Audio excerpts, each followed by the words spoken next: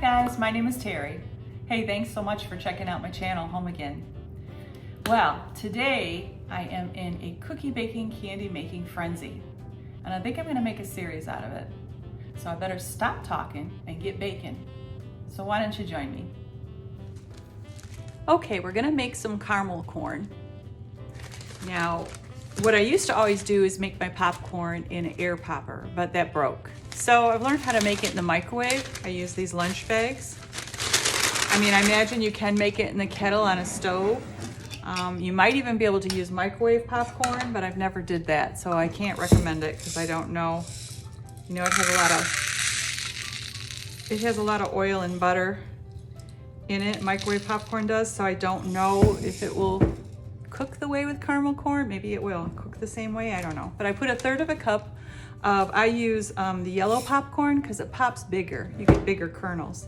I put it in the bottom of a lunch bag. Fold it over like this. Roll it down, crunch it good. I usually lay it like, sorry, I'm trying to be my own camera person here. This way in the microwave. I put it in for about 3 minutes and you just listen to it closely like you would a bag of microwave popcorn.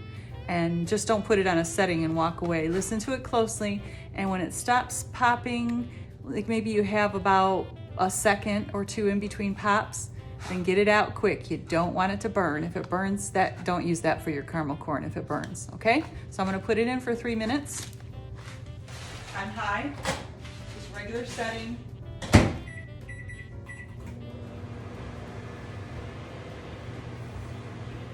Can you hear my popcorn popping over there in the microwave? So this recipe, I'm gonna make 6 quarts of popcorn. So what I do is take this 2-quart Kool-Aid pitcher and I fill it up 3 times. And that'll give me enough popcorn for this recipe. I'll post the recipe up above. And dump it out. And you see you waste some seeds sometimes, but that's okay. It's better to waste some seeds than to overcook it and burn it. You don't want to do that. Then I take my 2-quart and I lift it up like this, because when you lift it and kind of shake it, it lets those seeds stay down in the pan. Because you really want to try to eliminate the seeds. You don't want to give someone caramel corn and they chomp down on a hard seed. So I kind of filter it through my hands like this to sift out the seeds as much as you can. I mean, sometimes one will get by you, but this helps to avoid that. So each little bag makes almost 2 quarts. So this is my 2nd bag that I've microwaved. I'll probably make like 2 more. I use a new bag each time. I don't know if you have to. Like I said, if you have an air popper, that's the way to go. Makes perfect popcorn. And you could just cook it on the stove top with some oil. I just wouldn't season it with any butter or anything like that. Another 1/3 of a cup in the bag. Curl the bag up. This is a great way for diet popcorn too. You can eat it like this and spray a little can't believe it's butter on it, and you got a really low calorie popcorn. Another 3 minutes in the microwave.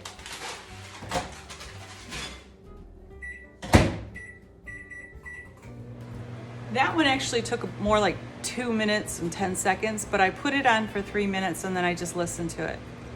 It'll take a while for it to start popping. And then when it does, it really gets going, and then you just stop it when it slows down. See if I get a little over paranoid about it burning. Sometimes you waste some seeds, but better to waste them than burn it. So far I have 4 quarts in my roasting pan here, and I'm gonna make probably another bag of the microwave, the paper bag with 1/3 of a cup of popcorn seed in it, and that'll probably get me my 6 quarts.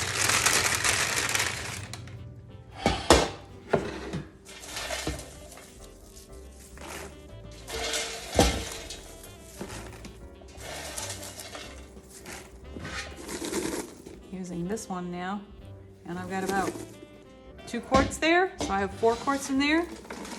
2 more quarts, that gives me my 6 quarts of popcorn. It really doesn't matter how you pop it. just use yellow kernels because it's bigger and tougher, less likely to break up on you when you stir in the sugar mixture.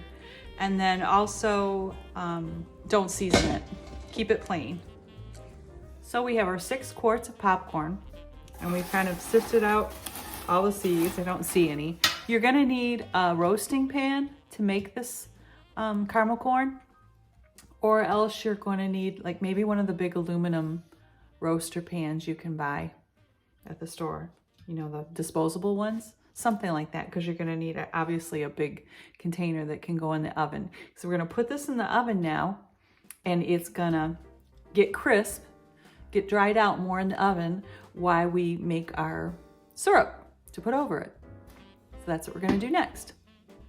So now in this kettle, we have placed our brown sugar, our butter, our salt, and our corn syrup. It was a cup of butter, 2 cups of brown sugar, a teaspoon of salt, and a cup of Karo syrup. This. And we've got it over medium heat. Continually stir it until it boils. And then once it gets boiling good, we are going to let it boil without stirring for 5 minutes. And this is melting down. I'm just stirring it constantly. It hasn't started to boil yet.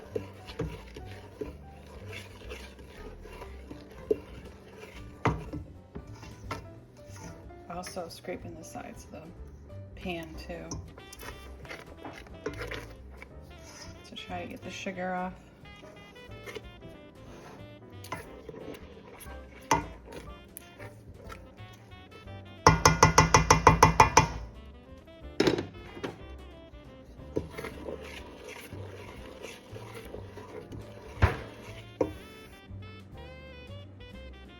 Not boiling yet. Okay, there. We have a boil going on. It's not a real strong one yet.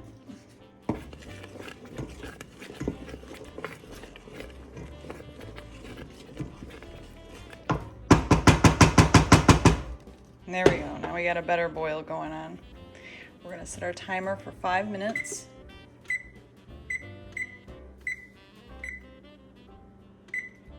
Oops, back down to 5. And we're going to let that boil for 5 minutes without stirring. See, as it sets there, that boil cranks up to be a little more intense there. So we'll just let that stew there. Now, just a little note, be very careful.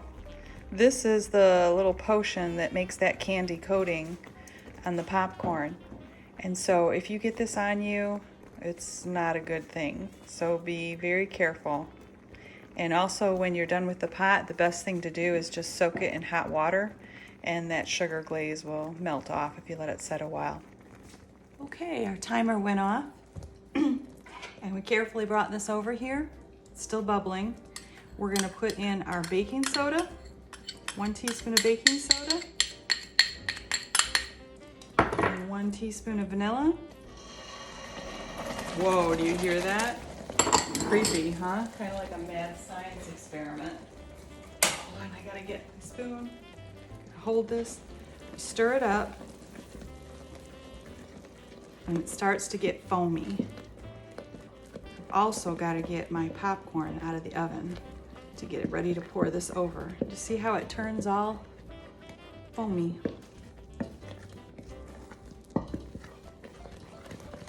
Stir that in good. And now I've gotta set this aside and bring my popcorn out quick. Most important time, my phone died that I was filming with. So my sweetie came and was rescuing me here. This is hot and you gotta work quick with it. You get your popcorn out of the oven, and then you take this syrup, whatever you wanna call it, put it over your warm popcorn that just came out of the oven, because I don't know when my phone actually stopped filming. That's about as good as I'm gonna get it, I think. I carefully put this back on the oven. stove. And we mix this in.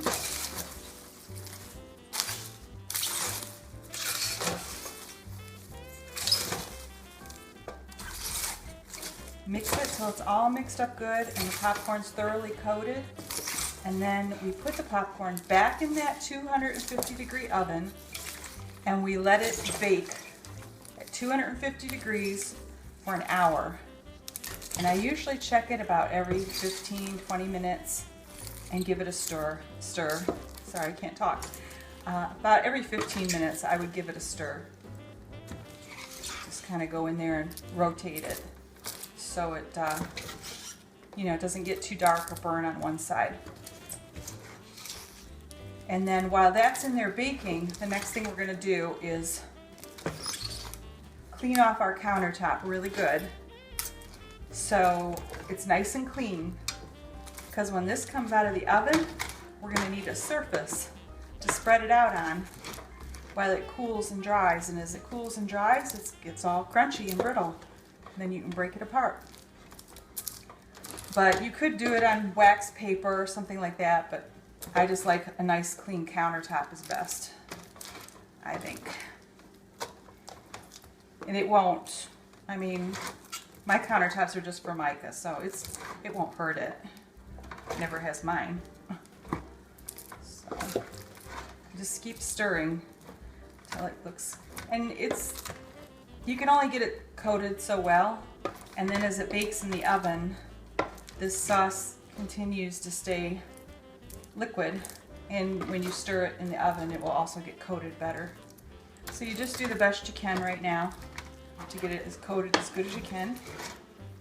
And then we're going to stick it in that oven now. 250 degrees for an hour. Check it every 15 minutes and give it a stir. Okay. This has been every 15 minutes. I went in. It's really hard to do one-handed. And I'm trying to stir it. Get whatever's on the bottom, flip it over to the top. And then close it back up and give it another 15 minutes till we've completed an hour of baking. So I've thoroughly wiped my countertop down here. Made sure it's nice and clean. Getting it ready to dump this caramel corn on it to let it cool and harden. Get the counter clean, my hands are nice and clean. See what I mean? It got coated better as it kept getting mixed. That caramel candy sauce continues to melt, and when you stir it, you can see it already hear it already hardening up. Get this glove off now. Try to get it off the spoon. Ugh, it's already hardening. So you kind of want to get it on your counter, get it spread out, which you don't really want to touch it. It's very hot. It's going to cool really fast, so it's not going to stay hot like this. But while it's warm, try to separate it. Once it cools, you can also easily break it apart with your hands, so it's not a big deal, but I like to get it thinned out here, so it's not like big clumps or clusters. People might like it that way, but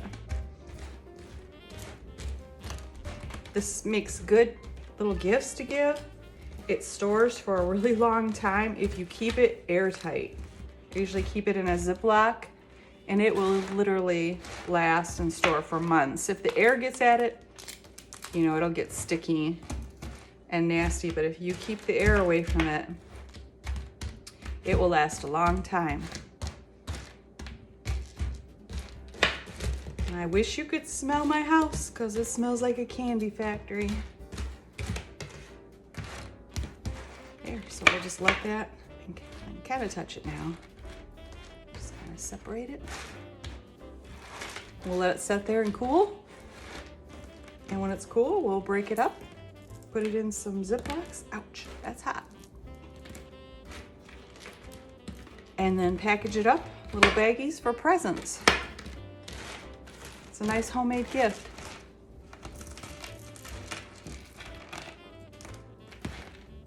pretty easy to make.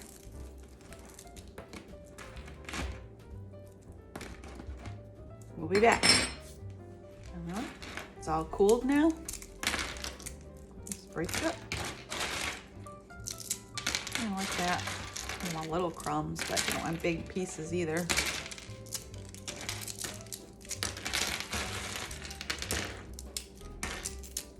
Break it up and bag it up. And it's oh so good. Have to take my word for it.